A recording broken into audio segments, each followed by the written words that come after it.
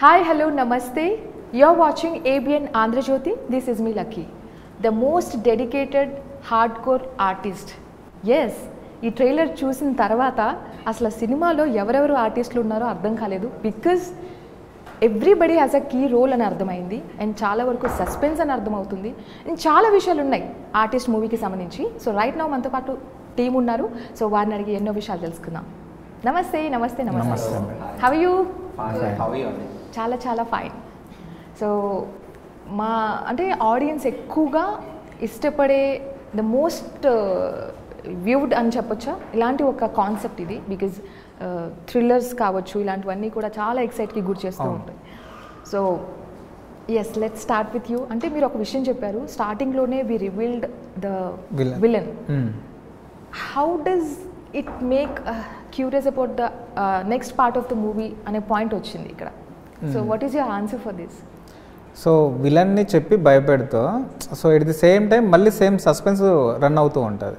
Villain ఎవరో తెలిసినప్పటికీ చంపే పర్సన్ ఎవరో తెలిసినప్పటికీ కూడా సస్పెన్స్ రన్ అవుతూనే ఉంటుంది, క్వశ్చన్స్ రన్ అవుతూనే ఉంటాయి. ఏంటి ఇది ఎందుకు వచ్చింది, ఇది ఎందుకు వచ్చింది అనేది.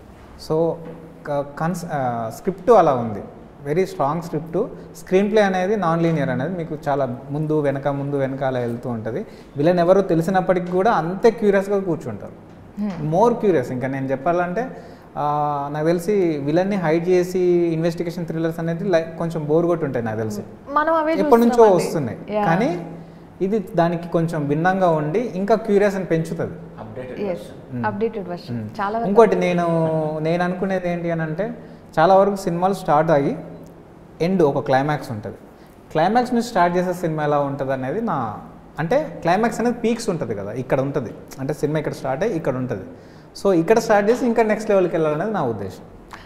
ఇలా చేశారంటే మీరు స్క్రీన్ ప్లే మీద ఎంత నమ్మకంగా ఉన్నారో అర్థమవుతుంది. లైక్ అక్కడ కాన్ఫిడెన్స్ ఉంటేనే you can do this one. So James what గారు నమస్తే అండి. మీ పేరు చాలా బాగుందండి. చెప్పండి. సో అసలు యూనిక్ నేమ్తో పాటు యూనిక్ మూవీని కూడా మీరు చక్కగా సపోర్ట్ చేశారు. సో మీకు బాగా నచ్చిన విషయం ఇదే అంటారా? డైరెక్టర్ గారు ఇంతవరకు చెప్పారు కదండి. ఈ మూవీ నాకు చాలా నచ్చిందండి. ఎందుకంటే ఈ మూవీలో ఒక సొసైటీకి ఒక మంచి మెసేజ్ ఉంది ఫస్ట్ థింగ్. అండ్ అంటే ప్రేక్షకులు ఎంజాయ్ చేయడానికి ఒక మంచి మ్యూజిక్ ఇచ్చాం, మంచి బ్యాక్గ్రౌండ్ స్కోర్. అంటే డాల్బీ అట్మాస్లో ఈ ఫిల్మ్ చూస్తే డెఫినెట్గా ఎవరైనా సరే ఎంజాయ్ చేస్తారు, no doubt about it. So అలాగే మా యొక్క డైరెక్టర్ కూడా చాలా కష్టపడి పనిచేశారు. సో వీళ్ళందరూ they very hard core dedicated people. So final product very satisfied. Actually we understood that hard core dedicated artist అని ప్రభాకర్ గారు చెప్తుంటే అసలు ఆయన్ని ఆ వర్షన్లో కూడా చూపించవచ్చా అని అనిపించింది. బికాజ్ అసలు ఆ థాట్ ఎలా వచ్చింది మీకు అతన్ని ఇలా అంటే ప్రజెంట్ చేయాలి అని? అంటే సార్ని భయంకరంగా చూశారు, స్టైల్గా భయంకరంగా చూస్తే ఎలా ఉంటుందని నాకు చూపించాలనిపించింది. So actually character is demand. So క్యారెక్టర్ని నేను అలా రాసుకున్నాను. అంటే చాలా వరకు క్యారెక్టర్స్ ఏంటంటే సైకో కానీ ఒక విలన్ కానీ ఎలా చేస్తారంటే భయపెడతారు, అని భయపెడుతూ అరుస్తూ అలా భయపెడుతూ చంపుతూ ఉంటారు.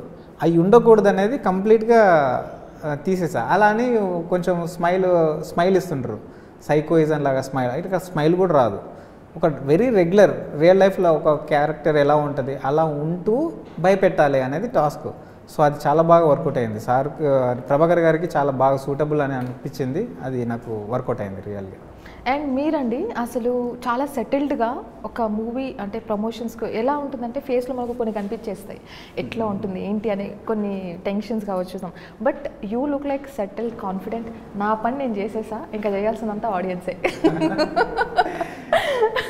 నాకు అది కనిపిస్తుంది మీ ఫేస్లో. లైక్ ఎన్ని ఇయర్స్ నుండి వర్క్ చేస్తున్నారు ఈ స్టోరీ కోసం? అంటే ఇయర్స్ అనొచ్చా? అట్లే 1 year చేశాను స్క్రిప్ట్ వర్క్ అంతే అండి, లాక్డౌన్ టైంలో. సో ఇండస్ట్రీలో అసలు ఈ మూవీ అంటే ఒక కాన్సెప్ట్స్ కావచ్చు, ఇక్కడ ప్రమోషన్స్ ఏ విధంగా జరుగుతాయి, ఏవి బాగా పీపుల్స్ పల్స్ పట్టుకుంటాయి అనే టాక్టిక్స్ అన్ని తెలుసుకున్నట్టున్నారు. నేను ఫస్ట్ ఆడియనే కదండి.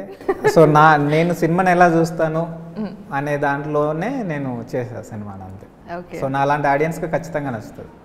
So audience point of view ఇక్కడ చాలా ఉంటుంది. ఆబ్వియస్లీ మనం ఆ పాయింట్ ఆఫ్ వ్యూవే చాలా ఇంపార్టెంట్ కూడా. Yes Kashika right? How you look so beautiful. Thank you. So are you? Thanks. ఎందుకంటే మిమ్మల్ని చూస్తూ ఉండిపోవాలనిపిస్తుంది, అంత అట్రాక్టివ్గా ఉన్నారు మీరు. అసలు ఎక్కడ పెట్టారు అసలు? ముంబైయా? You came for auditions. ఎట్లా అంటే మీకు ఒక విషయం చెప్పాలి, తను ఆడిషన్ ఫొటోస్ వస్తాయి కదా, ఫొటోస్ ప్రొఫైల్స్ వస్తాయి కదా, రిజెక్ట్ చేశాను నేను. అక్కడికి వెళ్ళిన తర్వాత మళ్ళీ ఆడిషన్కి మళ్ళీ వచ్చింది. అంటే తినకు తెలియదు నేను రిజెక్ట్ చేసినట్టు. మామూలుగా డిపార్ట్మెంట్ వాళ్ళు ఉంటారు కదా, వాళ్ళు పంపిస్తే రిజెక్ట్, నాకు నచ్చలేదు. అక్కడికి వచ్చిన తర్వాత మళ్ళీ నేను తీసుకొని నేను ఫొటోస్ తీసుకున్నాను. అంటే పర్సెప్షన్ వేరు ఉంటుందండి. మిమ్మల్ని ఒక ఫోటోగ్రాఫర్ ఒక రకంగా చూస్తారు, నేను ఒక రకంగా చూస్తాను, అలా అంటారు. సో నేను ఫొటోస్ తీసుకున్నాను అండ్ నేను ఆడిషన్ తీసుకున్నాను, నాకు నచ్చింది, బాగుంది, ఓకే. తర్వాత సార్కి ప్రొడ్యూసర్ గారికి అమ్మాయి ఫొటోస్ పంపేయను అంటే ఫొటోస్ పంపించాను. పంపించామని చూస్తే మళ్ళీ ఆ ఫోటో చూస్తే ఈ అమ్మాయిని రిజెక్ట్ చేశాను కదా, ఈ అమ్మాయి సార్ నాకు. ఓకే. సో అనుకోకుండా అలాగా మళ్ళీ సెకండ్ టైం తన ఫొటోస్ మీ దగ్గరికి రావడం జరిగిందా? ఫొటోస్ కాదు, ఫొటోస్ చూసి నేను రిజెక్ట్ చేశాను. తర్వాత తన ఆడిషన్ రియల్గా చూసి మళ్ళీ నేను ఫొటోస్ తీసుకొని వేరే అమ్మాయిని, బట్ నాకు నచ్చింది అప్పుడు. So how you approach director? Me version ఏంటి అసలు? మీరు ఇంకొక వర్షన్ అనుకుంటా. So sir was there for the audition and he was as my manager called me for audition and he said this is the film, Telugu film, and would you like to come for the audition? So I was very keen for I wanted to work here. So I said yeah, okay. So I went there and he was pretty much engaged, in that I don't know what he was doing. He was not also his Hindi is not good, so he told me story in the broken Hindi. So I did not understand first, but then I was like okay, fine. Then he made me to do some dance and he took like you did dance? Yeah, for the first time? Yeah. And then he gave me some situation where I acted and then he was like okay, fine. Yeah, then I left and I think after 10 days or something he called me back for the look test in Hyderabad. Till then I was not sure that I got the part and he didn't tell me also, and seeing his face I thought maybe he's not interested and I don't think so I'll get the part, but luckily I got it and I came here. And when I saw during the look test, then I was like oh, this guy is pretty serious, he's making good films. So yeah, so that way Director looks like very intellectual. Yeah, he was so engaged and I was like he was all over the place actually. Maybe he was tired or he was taking too many auditions that day. Usually क्या बोलते हैं? पीते क्या? Yeah, I thought maybe he's drunk or something. Oh my god. అంటే చూసినప్పుడల్లా అలా feel అవుతుంది, చెప్తుంది నషా మే ఆయా క్యా అని. Yeah, I told him Nashile aankhe. Yeah, his eyes is like that. So I thought maybe he's tipsy or something. But yeah, so I did that audition and I don't know where he rejected. Today then he you are selected. here. So Yeah. I didn't know that. Maybe rejections are also very important for us. yeah, as an artist we go through this process. So yeah. Yes. చెప్పండి మీరు అసలు ఏంటి అసలు చాలా magic చేసేస్తున్నారు screen మీద. ఒకసారి రొమాంటిక్గా, ఒకసారి వైలెంట్గా, ఎక్స్ట్రీమ్ వైలెన్స్, ఎక్స్ట్రీమ్ రొమాన్స్ అని నేను కన్ఫర్మ్ చేయలేను because we see that lightly. So ఎట్లా అనిపించింది ఎక్స్ట్రీమ్? అంటే ఇన్ని షేడ్స్ దొరకడం వెరీ రేర్. లక్కీగా నాకు దొరికింది, సో లక్కీగా ఫీల్ అవుతున్నాను. ఓకే. సో అంటే మీకు బాగా ఏమన్నా ఇబ్బంది పెట్టిన షేడ్ ఏదైనా ఉందా దీంట్లో? రొమాన్స్ అంటే అదేంటి మీరిద్దరు ఒకే పాయింట్ చెప్తున్నారు? ఏమో తన గురించి నాకు తెలియదు కానీ రొమాన్స్ కొంచెం. ఓకే. అంటే ఒక సైకోపాత్ క్యారెక్టర్ అనొచ్చా? మీ క్యారెక్టర్ని రివీల్ చేయగలుగుతారా? అనొచ్చా? చెప్పలేము. అదేంటి అనొచ్చంటే పర్మిషన్ తీసుకుంటున్నారా? Of course director. అంటే సైకోపాత్ కైండ్ ఆఫ్ రావద్దని చాలా కేర్ తీసుకున్నాము, బట్ అదే అంటున్నారు, బట్ అది కాదు అంతగా. సినిమాలో చూస్తే మీ ఒపీనియన్ మార్క్. ఓ, సో అంటే మేము ట్రైలర్లో చూసినప్పుడు ఇతనా కాదా లాస్ట్ వరకు భలే సస్పెన్స్ క్యారీ చేశారు. సో అది సినిమా చూసాకే తెలుస్తుంది అంటున్నారు అయితే మొత్తానికి. మీకు ఎలా అనిపించింది ట్రైలర్? ఆబ్వియస్లీ అవసరం ఉంది, అవసరం, ఇట్స్ గుడ్. అంటే ఒక సస్పెన్స్ క్యారీ అవుతూ కూడా ఒక క్యూరియాసిటీని పెంచుతున్నారు మీరు, అసలు ఏంటి ఎలా అని. బట్ ఒకటైతే కామన్ అనిపించింది, అమ్మాయిల మీద జరిగే ఏదైతే ఉందో మనకు క్రైమ్ని, అది మనం చూస్తూ అక్కడక్కడ టచ్ అవుతూ ఉంటుంది సినిమాలో. బట్ ఇక్కడ ఏమన్నా కొంచెం డిఫరెంట్గా చూపించబోతున్నారా అనే పాయింట్. మీకు ట్రైలర్లో అమ్మాయిల గురించి అని వచ్చింది కదా, యా సినిమాలో పాయింట్ అంటే నేను చెప్పాల్సిన పాయింట్ మాత్రం అది కాదు, ఇంకోటి ఉంటుంది మళ్ళీ. So end of the day ladies పెయినే. సో ఎక్కడైనా ఇన్స్పైర్ అయ్యారేంటి కాంపిటీసి? Society based on true incident. True incident. దాని చుట్టూ entire movie is true incident అంటారా? ఎంటైర్ మూవీ పాయింట్ దాని చుట్టూ ఫిక్షనల్గా తీసుకు స్టోరీ అంతా ఫిక్షనల్, పాయింట్ జరిగిన ఇన్సిడెంట్ తీసుకున్నాను. ఓకే. సో అసలు మొత్తానికి అంటే ఏ జోన్, ఏ ఎమోషన్ని ఎంటైర్గా ఇది క్యారీ చేయబోతుంది? ఫ్యామిలీ ఎమోషన్ ఉంటుంది అనుకుంటా. మీరు మూవీలో భయపడతారో, నవ్వుతారో, కోప్పడతారో, అన్ని ఎమోషన్స్. ఇంత జరగడానికి కూడా కారణం లవ్వే, మళ్ళీ ఫ్యామిలీ ఎమోషన్ మాత్రం ఫ్యామిలీ. అన్ని జానర్స్ టచ్ అన్నీ ఉంటాయి. మీరు ఎక్కడ కూర్చొని రాశారండి ఈ స్క్రిప్ట్? నిజంగానే ఎక్కడ కూర్చొని రాశారండి ఇంతగా ఇన్స్పైర్ అయిపోయి రివెంజ్ తీసుకుంటున్నారు? నాకు కొంచెం కాంప్లికేటెడ్గా ఉండాలని అనిపిస్తుంది, నెంబర్ ఆఫ్ లేయర్స్ ఉంటే బాగుంటుంది అనిపిస్తుంది స్క్రిప్ట్. ట్రూ అండి, నెంబర్ ఆఫ్ లేయర్స్ అంటే మూవీస్కి కావాల్సింది అదే, అంటే జనాల్ని అట్రాక్ట్ చేయడానికి. So that is very important. That to అసలు స్క్రీన్ ప్లేలో మీకు తీసుకున్న జాగ్రత్తలు ఏంటి, వై అంటే అంత కాన్ఫిడెన్స్ ఎందుకు చూపిస్తున్నారు మీరు అనేది నాకు తెలుసుకోవాలనేది. అంటే ఇక్కడ కథ చెప్పినప్పుడు అందరు కాన్ఫిడెంట్గా యాక్సెప్ట్ చేశారు, నచ్చింది, బాగుంది అన్నారు. సో ఏదైతే నమ్మానో దాన్నే తీశాను కాబట్టి అందుకే కాన్ఫిడెన్స్. సో నేను ఈ సీన్ చూస్తే ఇలా ఫీల్ అవుతారు, దీనికి ఇలా సర్ప్రైజ్గా అవుతారు అని ఏవైతే అనుకున్నానో అవి చూసిన వాళ్ళ దగ్గర నుంచి వచ్చాయి. మీకు ట్రైలరు నిజానికి మీకు మేబీ నాకు తెలిసిన కాడికి ఇప్పటివరకు ట్రైలర్ మేము రిలీజ్ చేసిన తర్వాత ఒక్కరి నుంచి కూడా ఓకే పర్లేదు అని కూడా ఎవరు చెప్పలేరు. బాగుంది, క్యూరియాసిటీగా ఉంది, సినిమా ఎప్పుడు రిలీజ్, అవే నేను విన్నాను. సో ఏదైతే నేను ఎక్స్పెక్ట్ చేశానో అది వచ్చింది జనాల నుంచి. సో అందుకే కాన్ఫిడెన్స్. యా జేమ్స్ గారు, మీకు స్టోరీ చెప్పినప్పుడు ఆబ్వియస్లీ అది క్యూరియస్గా అనిపించారు, ఆబ్వియస్లీ ఆయన మీకు ఎలాబరేట్ చేసినప్పుడు అనిపించింది. కానీ స్క్రీన్లో చూసిన తర్వాత అక్కడ ఇక్కడ ఏమైనా డిఫరెన్సెస్ మీరు ఏమైనా నోటీస్ చేశారా, లేదా చెప్పిన దానికంటే సూపర్గా వచ్చింది అని ఫీల్ అయ్యారా? చెప్పిన దానికంటే బాగా వచ్చింది అనిపించిందండి. ఇది దీనికి ముందు ఒకటి చెప్పాలి నేను.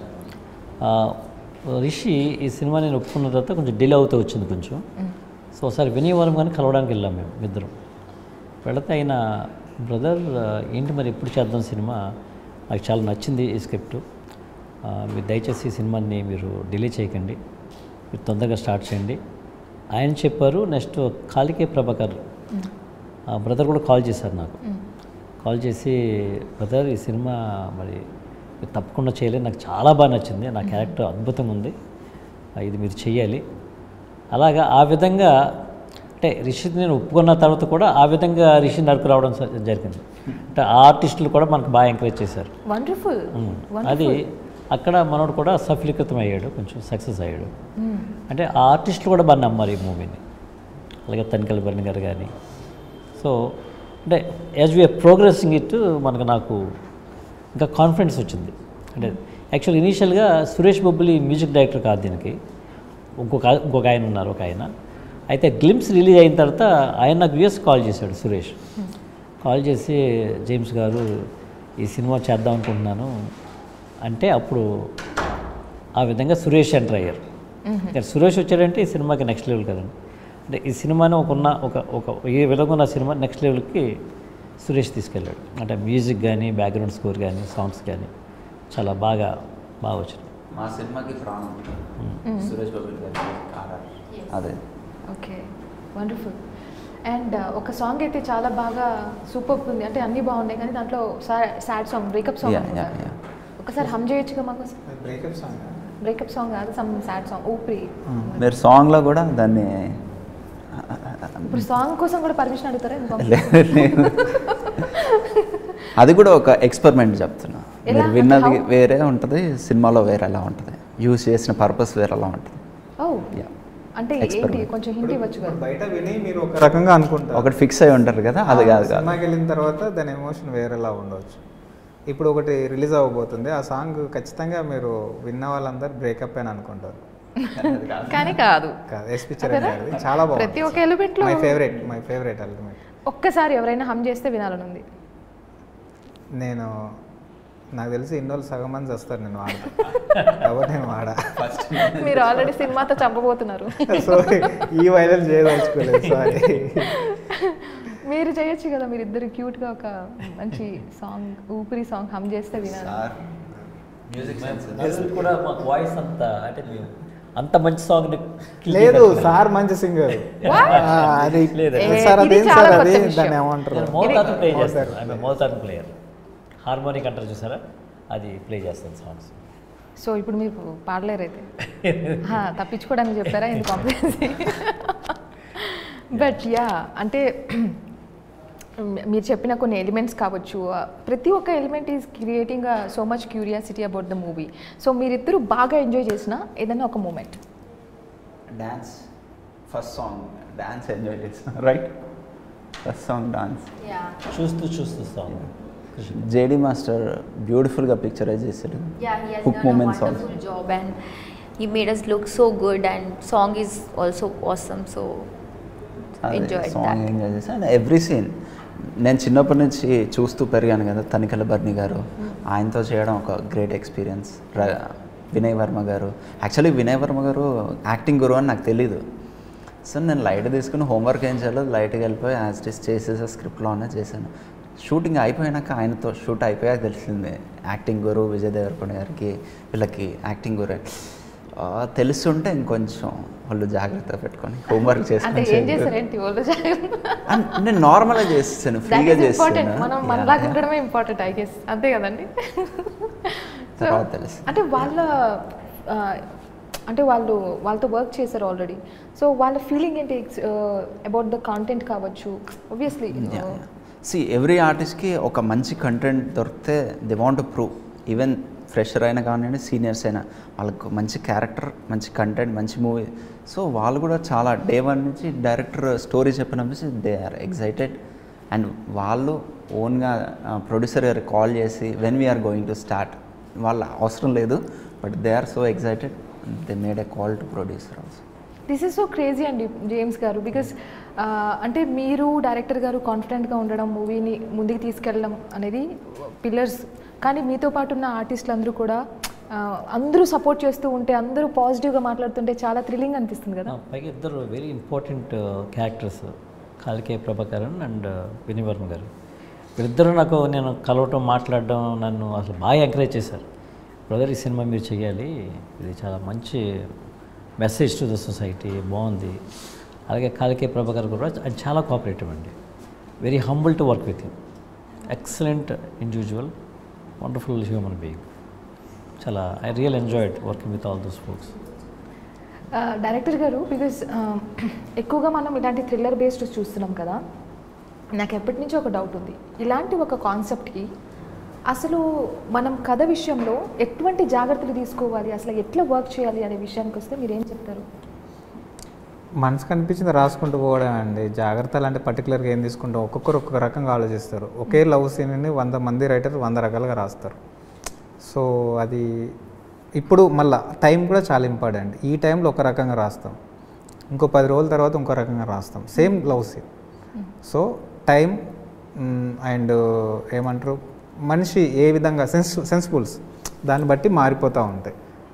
సో కాబట్టి దీనికి జాగ్రత్తలు, దీనికి ఒక మన క్రియేటివిటీ అంటేనే ఒక దగ్గర లేనిది కొత్తగా సృష్టించేది కదండి. సో ఎట్టి పరిస్థితుల్లో ఇంకో దానిలాగా ఇంకోటి ఉండకూడదు, అలాంటప్పుడే క్రియేటివిటీ అంటుందండి. డెఫినెట్లీ. సో దీనికి ఇలా చెయ్యాలి, ఇలా తీసుకోవాలనేది ఏమి ఉండదు. సో ఎప్పుడైతే ఫ్రెష్గా ఫీల్ అయ్యి ఆ బోర్డర్స్ అన్ని క్రాస్ చేసి మనం ముందుకెళ్తామో అప్పుడు అది నెక్స్ట్ లెవెల్లో ఉంటుంది, అదే ఫ్రెష్ ఫీలింగ్ వస్తుంది. అదర్వైజ్ ఒక బాక్స్లో ఉంటాం, అది ఎప్పటికీ క్రియేటివిటీ అవ్వదు.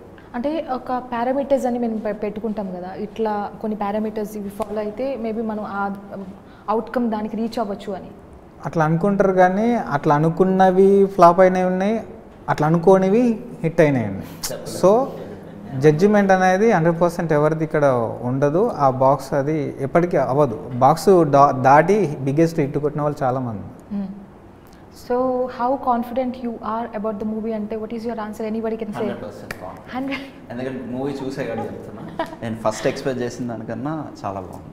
మీకు స్పేస్ ఉండదండి, ఇది అదా ఇదా బోరా ఫోన్ చూద్దామా ఆ ఛాన్సే ఉండదు. Oh my god, that is what we needed actually. ఆ ఛాన్సే ఇవ్వను. అంటే మీకు సీన్ ఫస్ట్ వెళ్ళిపోగానే మీరు ఇంకా ఫోన్ పక్కన పెట్టేయాలి అన్నంతగా అయిపోద్ది. సో ఇన్ కేస్ మీరు దాన్ని ట్రావెల్ అవ్వక ఏదైనా మిస్ అయితే మాత్రం చెప్పలేదు, అర్థం కాదు ఫస్ట్ ఆఫ్ ఆల్. అది కూడా వండర్ఫుల్ అండి. Nice talking to you all and all the very best. Congratulations in advance. Thank you so much for your time. Bye. ఇది ఇవాళ ఇంటర్వ్యూ. మరో ఇంటర్వ్యూలో మళ్ళీ కలుసుకుందాం. అంటే దాన్ని కీప్ వాచింగ్ ABN ఆంధ్రజ్యోతి.